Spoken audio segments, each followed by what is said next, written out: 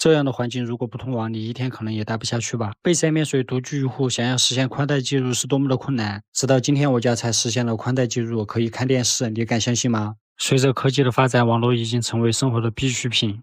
万万没想到，我家想要通网是这么的困难。前后联系了4大运营商，得到的回复都是离端口太远，排线不方便。最后通过熟人介绍，某信接下了这个业务。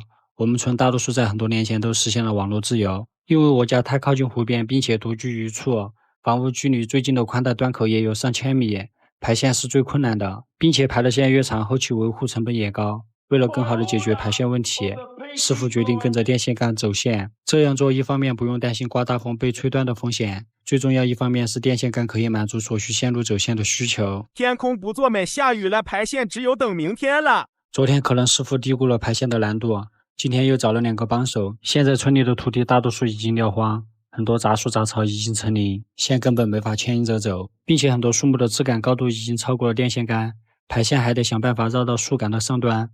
现在终于明白之前为什么运营商都回绝了。就在此时，更尴尬的事情发生了。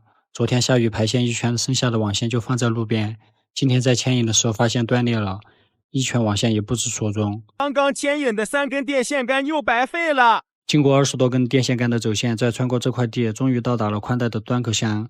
我也是没想到，端口箱居然会在电线杆的顶端。现在我在地图上看一下，我现在的位置离家到底有多远。室内的走线就接到2楼之前改造的弱电箱里。现在师傅在接端口，马上测试了。是山之内就是合格的，就是这个附的这个功率嘛，是吧？如果是没达到就不得行。就在这一刻，我家终于通网了，测一下网速。100兆宽带测出来的数据。现在又测试一下，看电视也没问题。最后再看一下 WiFi 的覆盖情况。现在我站的位置是前院，只有2个的信号。这是在1楼房间的信号，有1个是满格，5G只有2个的信号。现在是在后院，后院就只有2个的信号。这是1楼工具房的信号。在2楼就没什么压力，每个房间信号都是满格。接下来就该我上场表演了。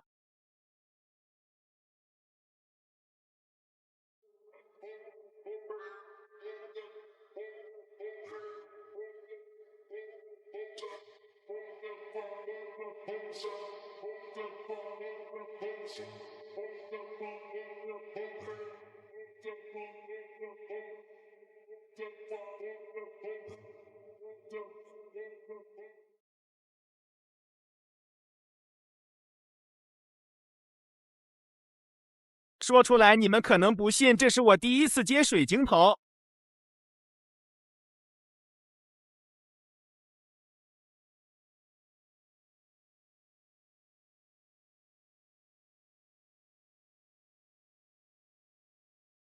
测试看看，翻车了，4和5通道不亮。对比发现蓝色和绿白位置反了，这一次就没有问题了。接的这根网线是接到楼下机顶盒看电视的。今天房屋能看电视，对于我来说意义很大。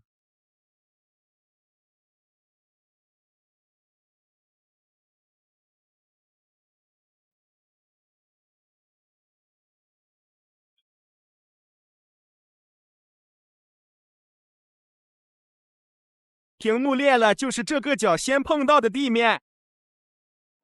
为了今天专门买了个电视，却出现这样的意外。小时候在这里生活的时候，我家是没有电视的。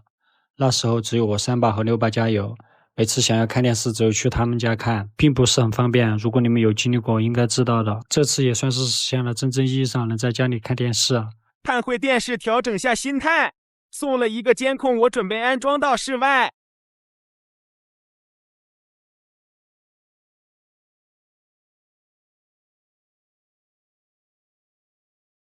By order of the Peaky Blinders.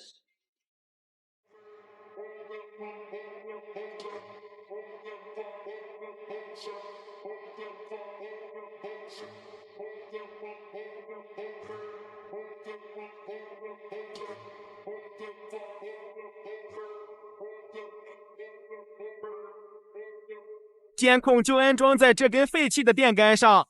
家里现在还没有 PoE 供电装置，监控不能直接网线供电，只能从网线里找2根空闲的线路接到变压器，用作低压走电。